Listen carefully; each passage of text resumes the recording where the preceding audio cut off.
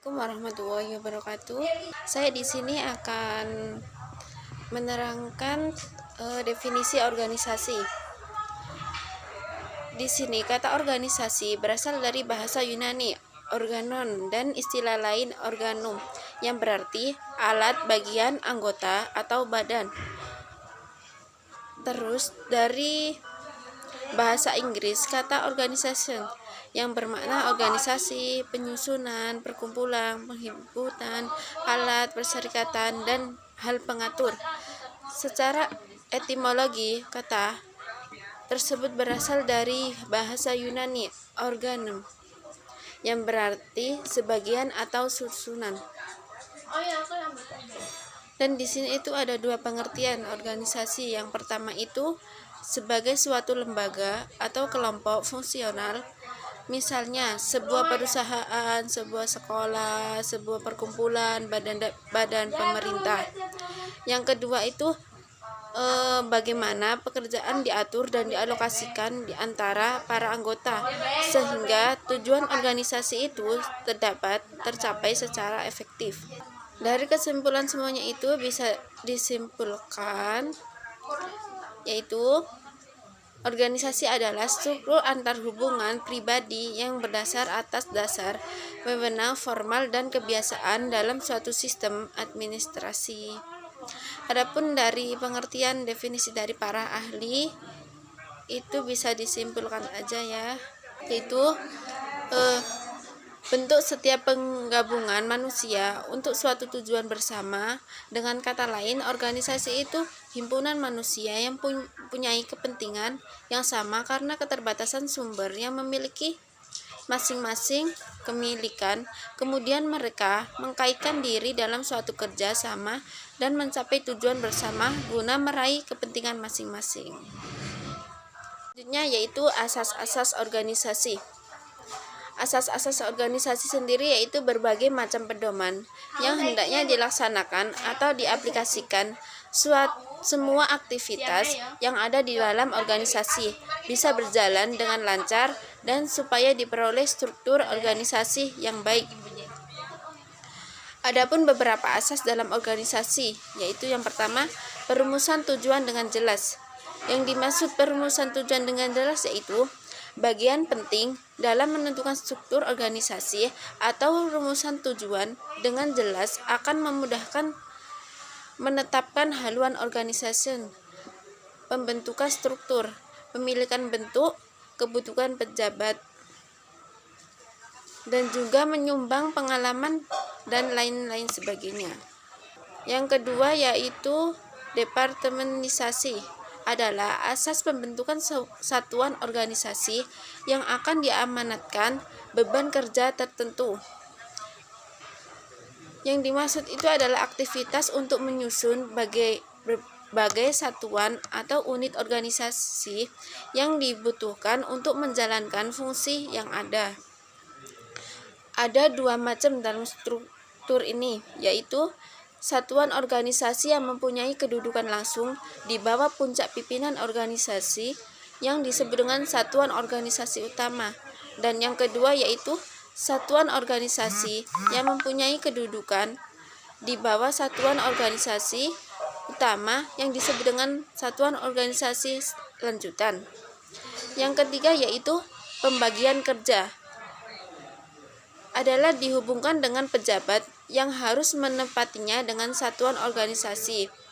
Ini juga ada dua macam. Yang pertama, perincian dan pengelompokan aktivitas yang semacam atau erat kaitannya satu sama lain untuk dilaksanakan oleh satuan organisasi tertentu. Dan yang kedua, itu perincian dan pengelompokan aktivitas yang semacam atau erat kaitannya satu sama lain untuk dilaksanakan oleh pejabat tertentu. Saya akan melanjutkan presentasi selanjutnya, yaitu masih tentang asas-asas dalam organisasi. Asas yang keempat yaitu asas koordinasi. Koordinasi merupakan proses untuk memadukan tujuan dan aktivitas dari organisasi agar tujuan yang telah ditetapkan secara keseluruhan bisa tercapai dengan baik dan maksimal. Koordinasi merupakan hal yang sangat penting dalam sebuah organisasi, karena jika organisasi tersebut memiliki koordinasi yang sangat baik, maka kemungkinan timbulnya konflik atau pertikaian itu bisa dihindari. Asas koordinasi ini dibutuhkan agar suatu organisasi mempunyai keselarasan aktivitas. Dengan adanya keselarasan aktivitas tersebut, maka dapat menghindari adanya konflik, pertikaian, dan kekosongan kerja. Asas yang kelima yaitu asas pelimpahan wewenang. Pelimpahan wewenang atau delegasi kekuasaan adalah penyerahan sebagian hak untuk mengambil tindakan yang diperlukan dari pejabat yang lebih tinggi tingkatannya kepada pejabat yang lebih rendah, atau dari pejabat yang satu kepada yang lain yang sederajat dalam suatu organisasi. Lebih mudahnya, asas pelimpahan wewenang yaitu memindahkan wewenang dan tanggung jawab dari satu orang ke orang lain yang dirasa lebih mampu untuk mengemban tanggung jawab tersebut. Dalam melakukan pelimpahan wewenang, itu ada beberapa hal yang harus diperhatikan. Yang pertama yaitu batas wewenang yang dilimpahkan setiap pejabat haruslah jelas. Yang kedua, tanggung jawab menjadi beban kedua belah pihak, yaitu yang dilimpahkan wewenang dan yang melimpahkan wewenang. Yang ketiga, antara tugas, tanggung jawab, dan wewenang haruslah seimbang. Yang keempat, harus memperhatikan pendapat dari pejabat yang dilimpahkan wewenang. Yang kelima, perlu adanya kepercayaan bahwa yang menerima wewenang tersebut mampu untuk melaksanakannya. Dan yang terakhir, harus ada pembimbingan dan pengawasan dari pejabat yang memberi wewenang tersebut. Asas yang terakhir yaitu asas kesatuan perintah. Asas ini membantu untuk mengamankan konsep garis wewenang yang tidak terputuskan. Kesatuan ini menyatakan bahwa tiap orang seharusnya hanya bisa diperintah dan bertanggung jawab kepada satu orang atasan saja. Maksud dari hal tersebut adalah agar tiap anggota mengetahui dari siapa dia mendapatkan perintah dan kepada siapa dia bertanggung jawab terhadap hasil kerjanya tersebut. Asas ini bertujuan agar dapat menghindarkan kemungkinan adanya tugas yang double karena pelaksana menerima perintah dari dua atasan yang berbeda. Materi tentang macam struktur organisasi dalam ICT dalam lingkup manajemen pendidikan dalam pendidikannya. Dalam struktur organisasi dalam suatu pendidikan ini dikenal dengan istilah ICT atau Information and Communication Technology, atau dalam Indonesia disebut sebagai TIK, yaitu Teknologi Informasi dan Komunikasi. Itu merupakan payung besar terminologi yang mencakup seluruh peralatan teknis untuk memproses dan menyampaikan sebuah informasi. Dalam perkembangan untuk saat ini, pada pokoknya ada 6 bentuk organisasi yang telah diperhatikan, yaitu pertama organisasi line atau disebut sebagai line organization. Ini diciptakan oleh Henry Fayol. Organisasi ini merupakan bentuk organisasi yang menghubungkan langsung antara atasan dan bawahan. Organisasi ini sering disebut dengan organisasi militer, dan ini biasanya dipakai pada organisasi lingkup kecil. Ciri-ciri dari organisasi ini yaitu merupakan hubungan antara atasan dan bawahan bersifat langsung dan satu garis wewenang. Yang kedua, masing-masing kepala unit mempunyai wewenang dan tanggung jawab penuh atas segala bidang pekerjaan. Ini maksudnya yaitu dalam organisasi lain ini menitikberatkan tanggung jawab pimpinan. Yang ketiga, struktur organisasi sederhana dan stabil. Yang keempat, disiplin, mudah dipelihara atau dipertahankan. Keuntungan pengguna organisasi tipe ini yaitu ada satu komando dengan baik, koordinasi lebih mudah, dan dilaksanakan proses pengambilan keputusan dan instruksi dapat berjalan dengan cepat. Yang ketiga, garis kepemimpinan tegas, tidak simpang siur karena ini langsung dipimpin oleh atasan sehingga semua perintah dapat dipengerti dan dilaksanakan. Yang keempat, pengendalian mudah dilaksanakan dengan cepat. Yang kelima, tersedianya kesempatan baik untuk latihan bagi pengembangan bakat-bakat pimpinan. Yang keenam, pengawasan berjalan efektif. Kelemahan-kelemahan organisasi ini yaitu tujuan dan keinginan pribadi pimpinan seringkali sulit dibedakan dengan tujuan organisasi. Yang kedua, pembebanan yang berat terhadap pejabat pimpinan karena dipegang sendiri dan dipegang langsung.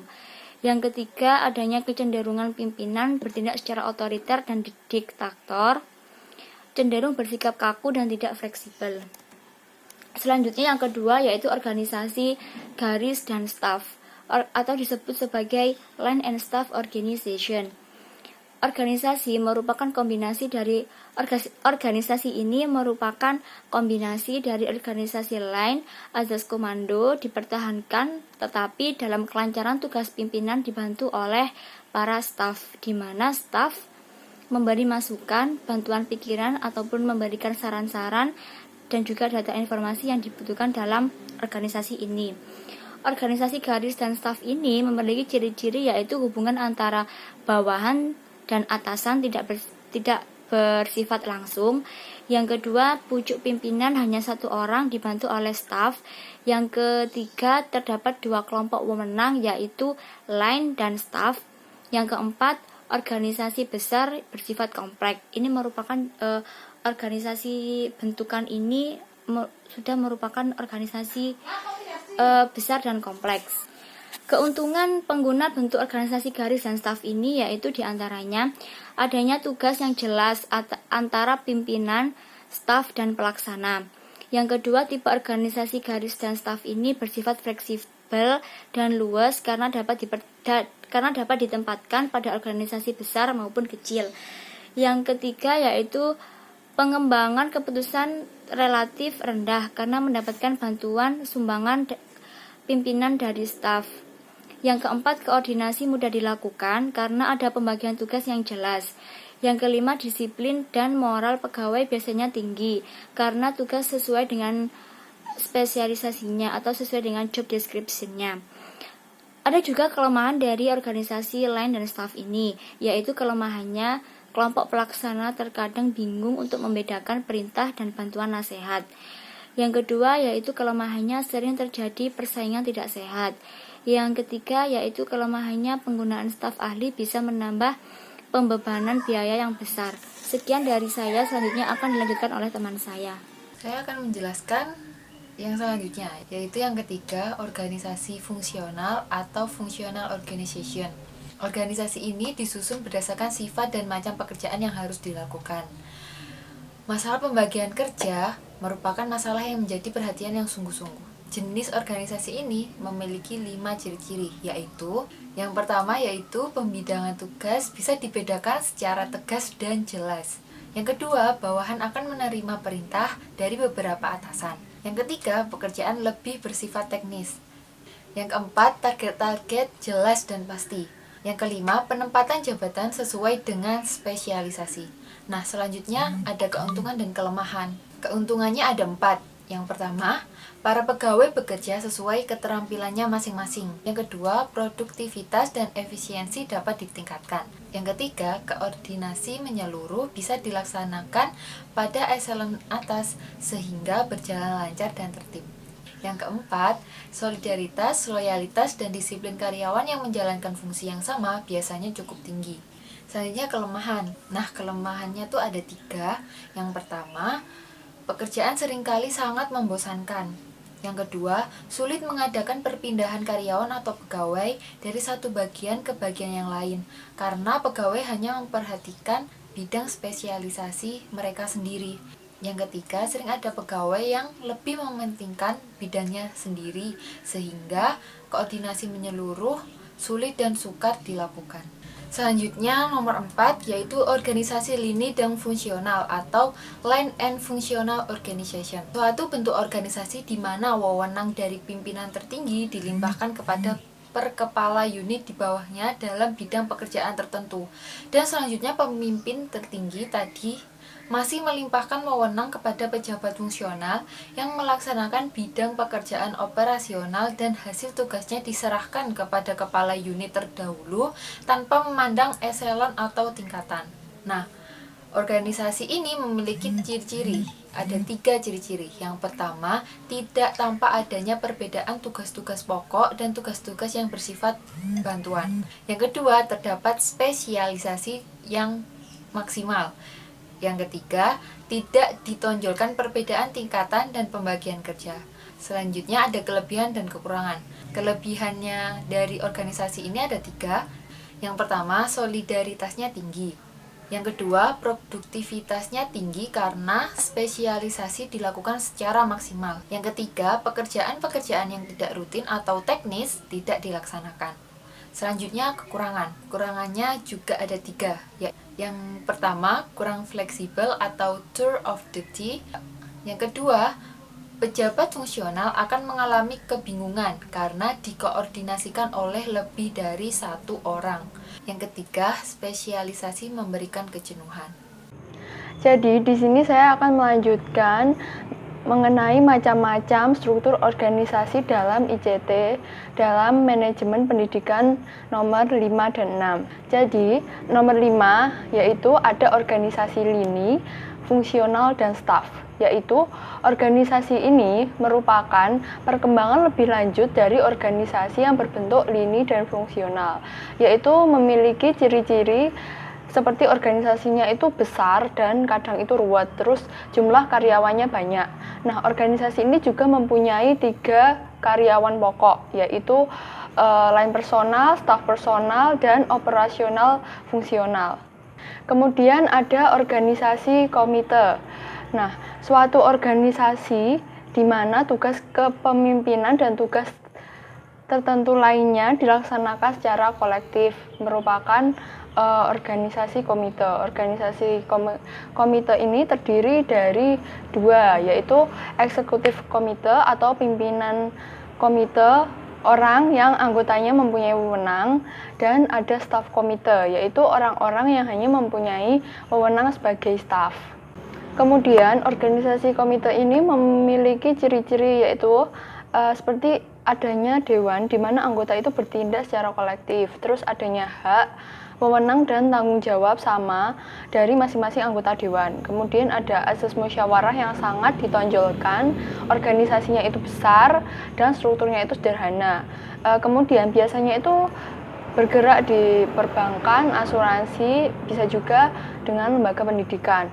Nah, kemudian organisasi komite ini memiliki kebaikan dan keburukan kan pastinya, yaitu seperti kebaikannya itu seperti pelaksanaan decision makingnya itu berlangsung baik karena terjadi musyawarah dengan pemegang saham maupun dewan.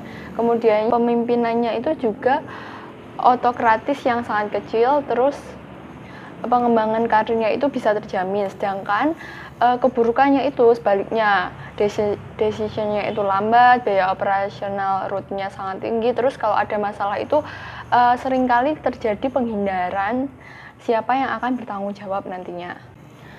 Jadi untuk struktur pengembangan organisasi dalam ICT itu kan banyak sekali kan pengaplikasiannya, tapi di sini saya akan menyebutkan beberapa contohnya aja ya. Di sini seperti menggunakan ICT yang menjadi landasan dari berbagai aplikasi lain yang ada di dalam organisasi. Itu antara lain kayak sistem operasi, basis data, network, manajemen, dan lain-lain. Nah, penggunaan ICT untuk organisasi itu juga ada yang sifatnya itu mendasar atau utility, yaitu aplikasinya itu menggunakan teknologi informasi yang dipergunakan untuk berbagai urusan utilitas sumber daya organisasi, antara lain seperti penggajian, akuntansi keuangan, dan lain-lain.